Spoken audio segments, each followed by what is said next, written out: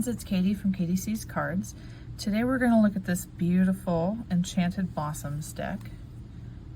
These are the cards. I can tell you right now, I am not crazy about the name of the deck being printed on the back.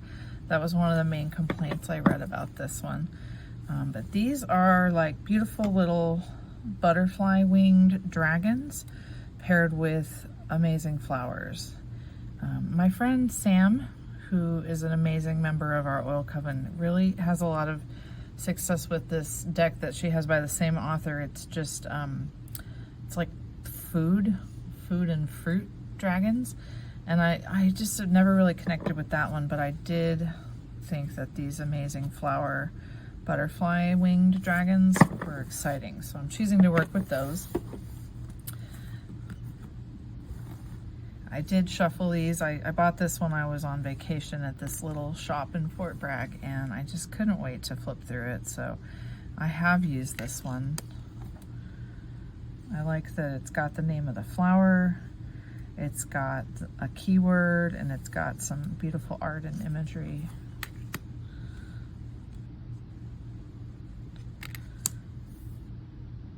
As well as information about the butterfly. These are very nice and matte. I don't think you would read reversals with these, but I don't understand why they have to put the name of the deck on the back. It's a little strange.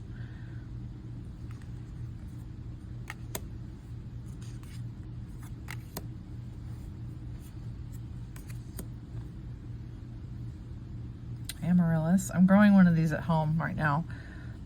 Always reminds me of my grandma. She would get one in those boxes like for Christmas, and she would grow it on the counter in the kitchen. We used to have like a bar. Not that it had alcohol on it, but it was like a bar. Like it just stretched. It was a countertop in between the kitchen and the dining room where we ate most of our meals. So I always think about her when I see Amaryllis. And I try to grow one in her honor every year. Oh, it's beautiful.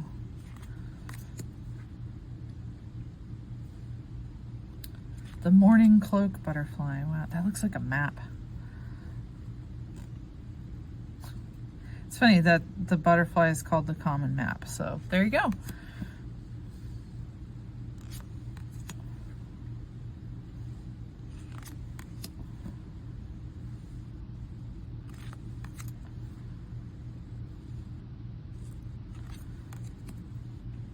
I'd like to see more of these in my yard. We get a lot of these yellow tiger swallowtail butterflies. And because I live near the coast where there's a lot of eucalyptus, we get monarch butterflies as well. My son wants to do this, like a blue hair streak.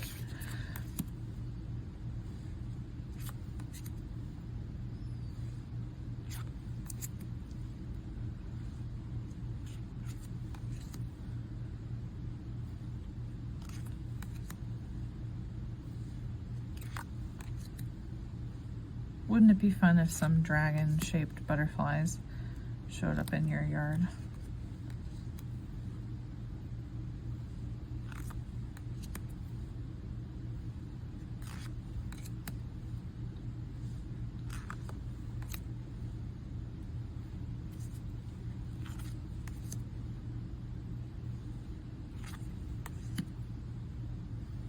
Coreopsis. That's one my mom used to grow.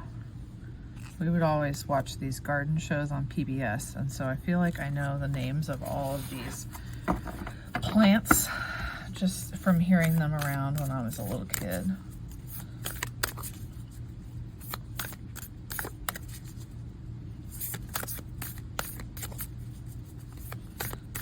Was there something like that you picked up from your parents or an adult in your life? Like you just have this weird knowledge about stuff that you don't really know how you learned it? Leave me a comment. I'm curious to see what your sort of hidden childhood knowledge is.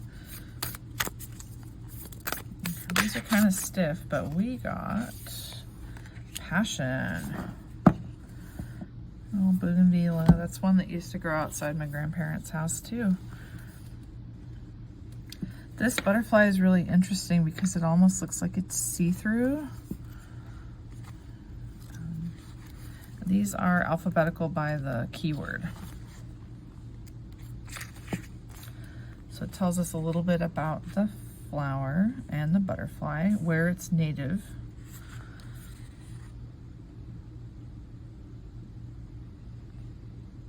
And then it kind of shifts into discussion of the keyword.